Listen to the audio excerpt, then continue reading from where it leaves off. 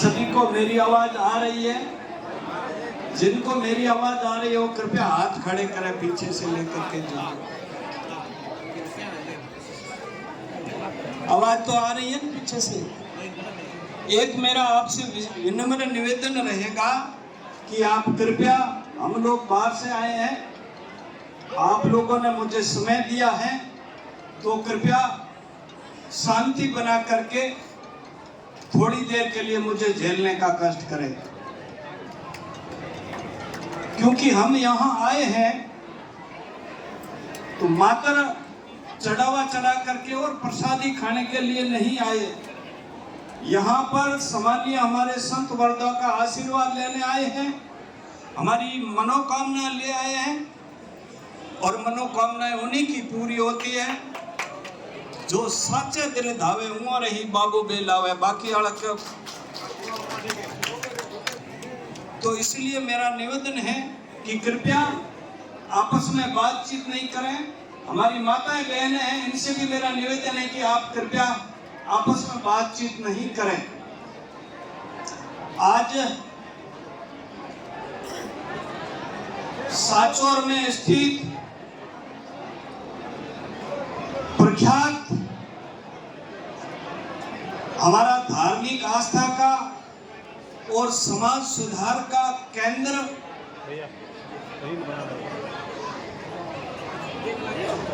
हमारे महापुरुष शिवनाथ जी महाराज का ये गणेश शिवनाथ मठ, जिसकी ख्याति बहुत बहुत दूर तक है, और ये नहीं है कि इसकी ख्याति के जैसे ऐसे मठ इस राजस्थान या इस भारत में नहीं है। इससे बड़े मठ हैं, बड़े मंदिर हैं, बड़ी मूर्तियां हैं, बहुत सारा इससे भी बड़े बड़े हमारे आस्था के केंद्र हैं, हिंदुओं के हैं, मुसलमानों के होंगे और भी होंगे, लेकिन यहाँ जो मैंने पाया है वो दूसरी जगह मुझे कम देखने में मिला है। हमारे सम्माननीय आदरणीय 1008 श्री महंत गणेश नाथ जी बाबू जी, और यहाँ पर मंच पर सम्माननीय रामलाल जी पधार चुके हैं, बहन रमीला जी भी यहाँ है, हमारे बाड़मेर जिले से मेघवाल राजस्थान मेघवाल परिषद के जिला अध्यक्ष आदरणीय तकाराम जी खती साहब है आपके बीच में, और इस क्षेत्र के बड़ी संख्या में पटेल और हमारे समाज के मुखिया, जनप्रतिनिधि, कर्मचारी, अधिकारी और विशेष करके हमारी माताएं बहनें और युवा यहाँ पधारे हैं। उन सभी को जो अपनी मनोकामनाएं लेकर के आए हैं वो आपकी मनोकामनाएं पूर्ण हो। लेकिन बाबू जी ने कहा कि करना आपको है, कोई करने वाला को नहीं, जैसा अपन करेंगे वैसा ही फल हमें मिलना है। संत महात्मा ने कहा कि बायर घटके कोई तेरे सब सुख है घट मोई। दूसरे महात्मा कबीरदास जी ने कहा है कि है हजूर तो तू दूर क्यों बतावे। इस प्रकार किसी महात्मा ने कहा, कोई तो कोई गौ लोक में कहे, कोई बैकुंठ में कहे, कोई मंदिरों में कहे, कोई मस्जिदों में कहे, कहीं नहीं है, हमारे अंदर घट में राम है। लोग कहते हैं कि किसी ने भगवान को देखा है। मेरा आपसे प्रश्न है कि आपने किसी ने भगवान को देखा है क्या? भगवान को देखना है तो इस गादी के ऊपर बैठा ये है भगवान, जिसका उद्देश्य माला कितनी फेरते नहीं फेरते हैं तो फेरता, माला फेरता कभी संत दिखता नहीं है। माला तो मन की भली ओट काट का भारा, अगर माला में गुण हुए तो क्यों बेचे मणिहारा। तो सब ठीक है, मन के अंदर होना चाहिए। कभी कभी अपन कहते हैं कि फलाने व्यक्ति में राम निकल गई, तो इसका मतलब अंदर ही है, नहीं हमारे अंदर ही है, सब कुछ है। और कभी कहते हैं कि फलाना आदमी तो भगवान रूप है। तो सब वो संत महात्मा ने कहा कि बाहर भटके कोई तेरे अंदर है, सब सुख है घट मोई है, हजूर क्यों दूर बतावे। और आदमी को ज्यादा लंबी माला फेरने से नहीं, आदमी को एक भी अगर शब्द अपने सतगुरु का या गुरु का लग जाता है, नहीं लागी लागी सब करे, लागी नहीं लिखा। मीराबाई को ऐसी लागी तो हो गई आरंभ पार। तो इस प्रकार से संत महात्माओं का आपने सुना होगा, जैसल जाडेजा का नाम, उनका क्या इतिहास था, लेकिन उसको एक ही ठोकर के अंदर वो सबसे बड़ा महापुरुष बन गया। तोड़ी तीन नरतारिया सास बहू ने सबीर, जैसल गढ़नो चोरटो एने पल में कीनो पीर। तो इस प्रकार जो संत महात्मा गुरु और पारस में बहुत अंतर जान, पारस लोहे को कंचन करे, गुरु करे आप समान। गुरु से बढ़कर इस दुनिया में संसार में एक तो बड़ा गुरु हमारा शुरू होता है माता पिता, और उसके बाद में जो हमें शिक्षा देता है, जो हमें एक अच्छा इंसान बनाता है, जो हमें संस्कार देता है, वही हमारा गुरु है। दूसरे तो क्या होता है, पारस। पारस लोहे को आप लगाओगे कंचन हो जाएगा, लेकिन वो लोहे को पारस किसी भी सूरत में नहीं बना सकता है। लेकिन ये संत महात्मा है या हमारे को शिक्षा देने वाले गुरु है, मास्टर जी भी है, अध्यापक हैं, वो 5वीं क्लास में अपने एडमिशन लेते हैं तो प्राइमरी का एजुकेशन का टीचर होता है, मास्टर होता है, लेकिन वो उस बच्चे को आगे बढ़ाता है और वो अपने से भी बड़ा बना देता है। कलेक्टर भी उस 5वीं क्लास के तृतीय श्रेणी अध्यापक के पढ़ाए हुए व्यक्ति कलेक्टर बनता है। तो गुरु की महिमा अपरंपार है, और ये संसार में मानको जन्म है, ये बार बार आपको नहीं मिलना है, ये आपको एक बार ही मिलना है। कुछ लोग तो इस चिंता में हैं, स्वर्ग की कल्पना कर लेते हैं और इस जन्म के तो सुखों को तो तिलांजलि दे देते हैं, और भविष्य के आगे बढ़िए। जहां कोई गया नहीं, जहां कोई गया नहीं और जो गया वो वापिस आया नहीं, तो इस स्वर्ग और नरक की कल्पना किसने की, वो मुझे बताएं थोड़ा सा। अगर वहां जाकर के कोई आ जाता कि अपने पूर्व है बूढ़िया है था, ओहर कियो था, लाडू चढ़े में खुड़ाया था, अफीम खुड़ाया या जो भी खुड़ाया, वो खिलाया हुआ वो आदमी कहेगा मुझे मिला और खाकेड़ो खाए पिए न कर जे बढ़िया तो निकाल जे अपना मैत्र बैठा है स्वर्ग रे महीना, तो भले खिलाओ। तो मेरे कहने का मतलब है कि बाप जी ने पिछली बार में जब आया था यहाँ पर, उस समय ओसर मोसर मृत्यु भोज बंद करने का निर्णय लिया। उसके लिए आप लोगों ने उसकी पालना की, उसके लिए मैं आपके इस पूरी पट्टी को धन्यवाद देना चाहता हूँ। और आप जी जो मिशन चला रहे हैं, ये मिशन कहीं भारत में आपको देखने में नहीं मिलेगा। एक विशेषता ये है कि आप चारों तरफ देखिए, आपको किसी काल्पनिक फोटो नहीं मिलेगा। काल्पनिक के आगे वाला शब्द मैं नहीं कहता हूँ किसके काल्पनिक, लेकिन काल्पनिक जो कल्पना है, ऐसा सुना था। कोई लोग कह के ऐसा आप क्यों कर रहे हो, तो कहे तुम्हारा पूर्वज करता, बहुत लोग कहता कि क्यों वो तो मैं ही करता जाऊँ। नहीं, महात्मा बुद्ध की तस्वीर आप देख रहे हैं। महात्मा बुद्ध ने कहा था कि पहले जानो उसके बाद में मानो। ऐसा नहीं है कि पहले अपना भूटिया करता आया और आपे करता जाओ, नहीं। इसलिए हम लोगों को जो इन्होंने मिशन उठाया है बाप जी ने, भला कोई मठ है, उस मठ के अंदर ये जो साधु क्या होते हैं, साधु उसे कहते हैं समाज सुधारक इससे कहते हैं जो जनता का कल्याण करे, भटके हुए इंसानों को राह पर लाने का काम करे, उसे संत कहते हैं। संत समागम हरि कथा तुलसी दुर्लभ दोय, सतदारा और लक्ष्मी पापी के भी होय। ये जो बिजुड़ धन माया पापी और भी घरे हो सके, लेकिन संत और अच्छे संस्कारों वाले व्यक्ति नहीं हो सकते। बाबा साहब ने कहा था, मैं आगे वाली लाइन कट करता हूं, कि तुम्हारी मुक्ति उच्च शिक्षा, व्यवसायिक बनाने वाले रोजगार, उच्च आचरण और नैतिकता में निहित है।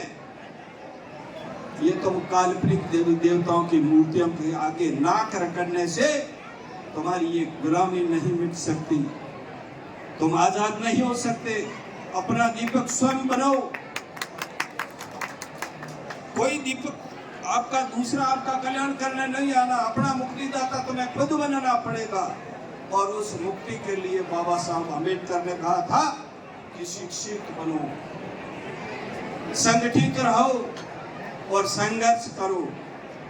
और बाबा साहब ने अंततः जो भोगा था दुख, वो स्वयं तो भोग के चले गए, लेकिन उन्होंने ये निर्णय कर लिया कि आने वाली जो मेरी कौम है, मेरी जो नस्लें हैं, ये गुलाम नहीं हो।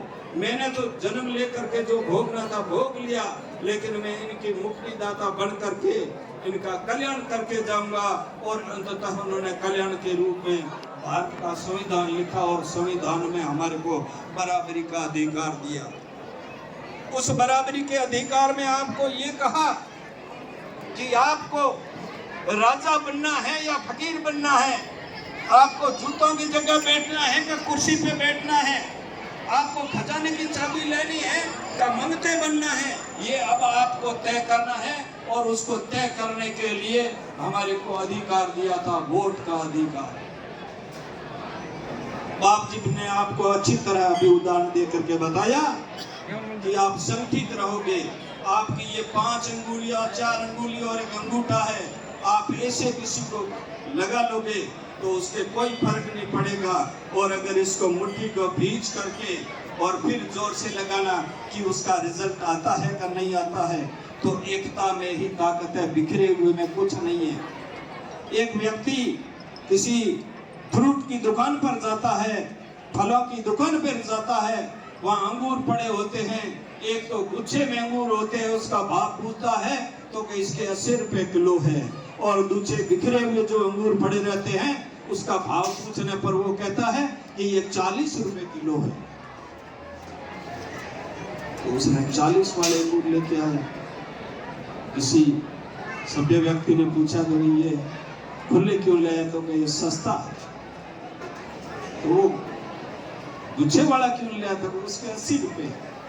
तो महंगाई किसकी है, वैल्यू किसकी ज्यादा है? जो संगठित रहते हैं, संगठन में रहते हैं, संगठन में शक्ति है। ये चीजें हमें समझना। आपने सुना होगा कंकर बोलते हैं कि ए मुझे समाज रो काकरो है, कंकर है, कंकर में समझते हो ना। और कंकर उसका नाम क्यों दिया गया, वो आपको मैं उदाहरण से बताना चाहता हूँ कि आज यहाँ कंकर बिखरे हुए हैं, आप खुले नंगे पैर हैं। अगर नंगे पैर पर आप उस कंकर के ऊपर आसानी से चल सकते हो, लेकिन आपका जो ये पहना हुआ जूता है इसके अंदर कंकर डाल करके आप चलिए तो फिर आपको पता लगेगा कि आप 10 कदम नहीं चलते। समाज का जो कंकर है, समाज के अंदर जो समाजद्रोही है, समाज का नुकसान करते हैं, उन लोगों को पहचानना पड़ेगा।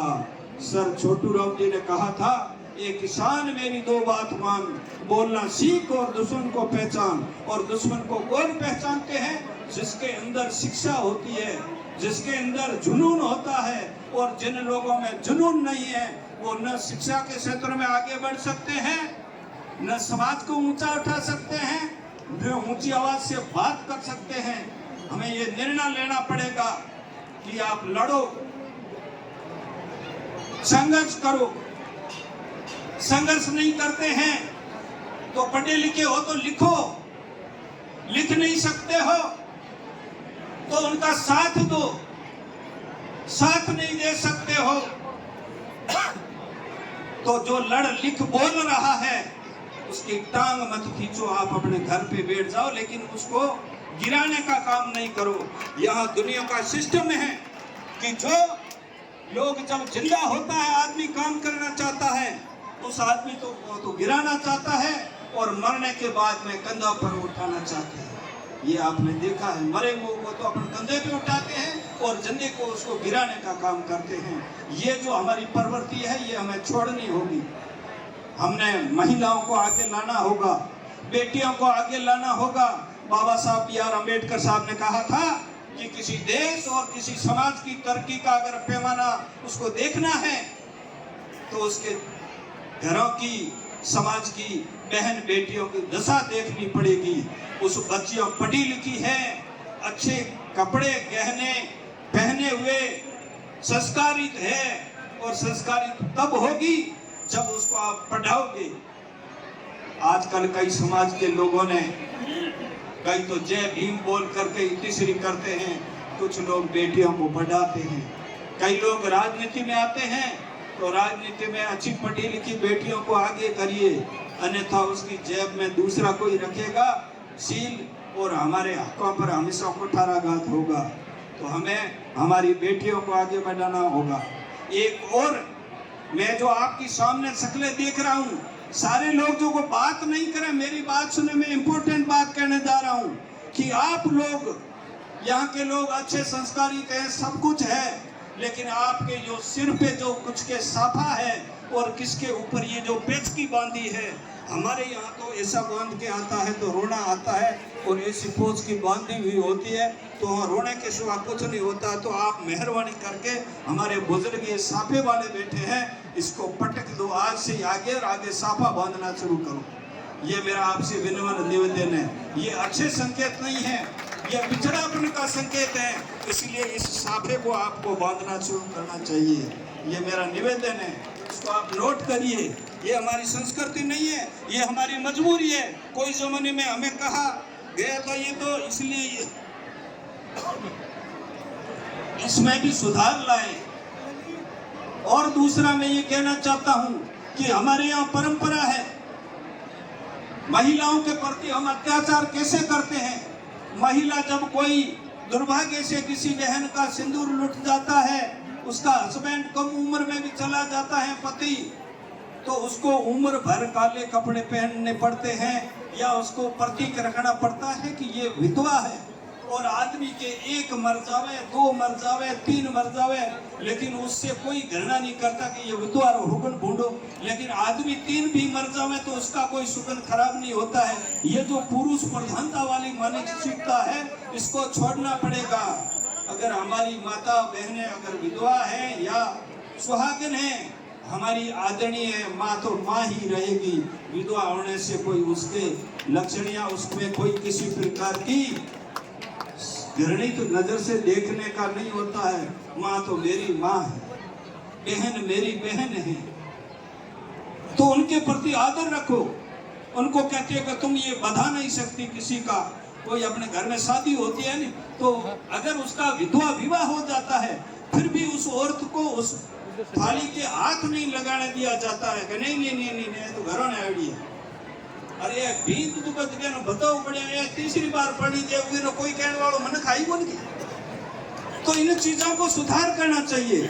और दूसरी बात, अपने आप कोई हस्बैंड की डेथ हो जाती है और फिर उस औरत का अपन पुनः विवाह का हमारा सिस्टम है, तो उनको कहीं विधवा ब्याह होता है तो क्या नहीं, इस जो जहाँ पे देंगे वहाँ के आदमी से हम बात नहीं करेंगे, या ये हमारी जो है औरत है वो उस गांव में है, उन गांव वालों का हम बहिष्कार करेंगे। ये जो सोच है नी, ये बंद करनी पड़ेगी। उस औरत ने भी जब उसका सिंदूर लूटा था, हमारा भाई गया, उस समय उस औरत ने भी हमारे साथ में माथा पिंडा पीट करके रोना रोया था। ऐसा नहीं कि उस औरत ने उसका मर्डर किया था, दुर्भाग्य से मौत हो गई। तो ऐसी जो सोच है उसको त्यागनी पड़ेगी। औरतों को कहते हैं भी रोना आप रो, हम तो गुडाल के अंदर सभा भवन के अंदर बैठ करके डोडा पिएंगे, चाय पिएंगे, हलवा खाएंगे, और तुम्हारे पास कोई आदमी आएगा तो औरत आदमी भी आया तो क्या रो, औरतें भी आई तो उसको रोने का कर, भला दिन भर कोई रोना रोया जाता है क्या? ये जो सिस्टम है महिलाओं पर सोच के उसको बदलना पड़ेगा हम लोगों को। इस प्रकार से मैंने आपका ज्यादा समय लिया, मैं बस मेरी बात को समाप्त करने से जो हमारे बच्चे हैं उन्हें मैं ये कहना चाहता हूँ, अगर तुम्हें एक इस संसार में आए हो इंसान के रूप में, तो आपको प्रकृति ने जो भी चीज हमारे लिए अनिवार्य किया है, भोजन हमारे लिए अनिवार्य है, हवा और पानी अनिवार्य है, बाकी ये जो नशे वगैरह आप करते हो, अगर अच्छा इंसान आप बन के रहना चाहते हो, स्वस्थ जीवन जीना चाहते हो, तो आप नशा करना छोड़ दे। नशा समाज का सबसे बड़ा दुश्मन कौन होता है? वो नशा होता है। और जिस समाज के युवा और छोटे छोटे लोग या पढ़े लिखे लोग भी अगर नशा करते हैं, तो बाबा साहब ने कहा शिक्षित बनो। वो शिक्षित नहीं, साक्षर है, किताब पढ़नी आती है उसको। शिक्षित उसे कहते हैं जो अपने पराये की समझ रखता है, जो अपने जीवन के लिए स्वास्थ्य की चिंता करता है, क्या मुझे खाना चाहिए, क्या पीना चाहिए, उस चीज का उनको भान होना चाहिए। और अभी जो हमारे महात्मा जी ने कहा था कि अभी ऊपर ये चुनाव आ रहे हैं, तो हमारे को अमूल्य वोट बाबा साहब ने कहा था कि तुम तुम्हारी मुक्ति चाहते हो, तुम्हारे बेटे को अगर तिजोरी की चाबी देना चाहते हो, तुम्हारे बेटे को देश का राजा बनाना चाहते हो, तो ये वोट का इस्तेमाल सोच समझ के करो। सर काशीराम जी ने कहा था मान्यवर ने कि जाओ अपनी दीवारों के ऊपर लिख दो कि हम इस देश के शासक हैं, और शासककर्ता जमा बनने की कोशिश करो। दास संग्राम दास जी ने एक पुरानी कहावत की कि वो इस वोट के ऊपर भी सटीक बैठती है। कह दास संग्राम हाथ में हीरा आया, कह दास संग्राम हाथ में हीरा आया, पड़ी नहीं पहचान में घात गोफड़ में पाया, पड़ी नहीं पहचान घात गोफड़ में पाया। और बातें बातें बात यार लारे बच्चियों एक, जदे आयो हीरा रो पार तो मैं रोयो माथो टेक, रोयो माथो टेक एवा में घना कमाया। कह दास संग्राम हाथ में हीरा आया, हमारे हाथ में हीरा है। अगर आप इसको दारू में, लालच में या गाड़ी के भोंगे में अगर इसको दे दोगे, आपके पास 7-8 घंटे का जो आता है टाइम, उसमें आपने किसी दुश्मन को चुन लिया, अपने विचारिक विरोधी को चुन लिया। हम लोगों को और संविधान को कमजोर करने वाले या बाबा साहब को जो नुकसान देने वाले लोग हैं, या हमारे से वैचारिक विरोध रखने वाले लोग हैं, उनको आपने चुन लियोगे तो फिर पछताओ। क्या होते चिड़िया चुग गई खेत, तो फिर कुछ नहीं है, रोना है 5 साल के लिए, एक दिन की शोभा और उम्र भरना रोबा। अब मैंने बहुत सारी बातें कह दी है, और भी कई लोग होंगे, आपकी प्रसादी में भी मैं काफ़ी बाधा बना हूँ, और भी कई काम है। आपने मुझे अच्छी तरह सुना, उसके लिए भी मैं आभारी हूँ। मैं विशेष करके ये जो भगवान का शब्द मैंने यूज किया था, तो आपके सामने भला कोई संत महात्मा आपको कोई शिक्षा की बात कहेगा, आपको तो कहेगा कि ये तो मंदिर में चढ़ाओ और थारो कल्याण हो जाए,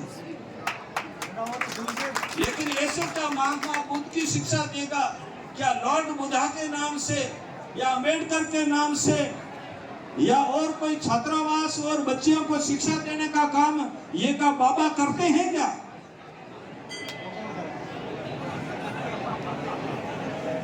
इस पर आपको विचार करना चाहिए। और भगवान जो आता है, जब परीक्षा लेने आता है, तो उस साधु के वेश में नहीं आता है, अलग अलग वेश में आता है। लेकिन मैं ये साधु के वेश में भगवान और हमारा उद्धारक और बाबा साहब और महात्मा बुद्ध को मानने वाली एक आपके बीच में समाज सुधारक आया है। सौभाग्य है आपका, और हम इसी सौभाग्य को लेने के लिए, इनके दर्शन करने के लिए आए हैं। और आप लोगों से कहता हूँ कि ये वक्त ज़्यादा नहीं रहता इंसान के बाद, कल की कौन जाने क्या होगा। आज ही हमारे पास है और हमारे लिए वर्तमान सब कुछ है। तो बाप जी का आदेश मानो, बच्चों को पढ़ाओ, बच्चियों को पढ़ाओ। और जो ये पैसे लेते हैं, मैंने देखा है इनके पास भी मैंने गाड़ी देखी, वो सामान्य गाड़ी है, जबकि दूसरे हमारे सामान्य है जो लोग हैं, वो लोग एसी के कमरों में रहते हैं, 5 करोड़ रुपए की गाड़ियों में बैठते हैं, लेकिन वो हॉस्टलें खोल करके बच्चों और बच्चियों को पढ़ाने का काम नहीं करते हैं। वो तो धूपिया घातना ही खो गए। एक बात में अंत करके मैं बैठता हूँ, जब विष्णु भगवान से लक्ष्मी जी ने पूछा कि भगवान जी, बाप जी, आप तो जो इतने बड़े हो, लेकिन आपसे बड़ा कोई नहीं है, तो हम किसको, मैं किसको जेठ और देवर या ससुर या काकी ससुर मानूं? विष्णु भगवान ने कहा कि अजीब सा प्रश्न कर लिया है। तो भगवान ने कहा कि मेरे से भी बड़े हैं। तो क्या वो कौन है? तो क्या वो ये जो ये भगत लोग हैं, वो मेरा जो भगत है वो मेरे से भी बड़ा है। तो क्या अच्छा वो आपसे बड़े हैं? वो क्या है? तो क्या बीणा लियोड़ा पचन धर्म पीर पधारा घर अगुलाता लियो, ये जो भरे पड़ा ना, ये हमारा मोटा है। लक्ष्मी जी कहे हमें यहाँ मत लाज करनी पड़ी, हमें लक्ष्मी अपने घर हमें आवे कौन घूंघट काटे लीजिए घर का। जय भीम, जय भारत।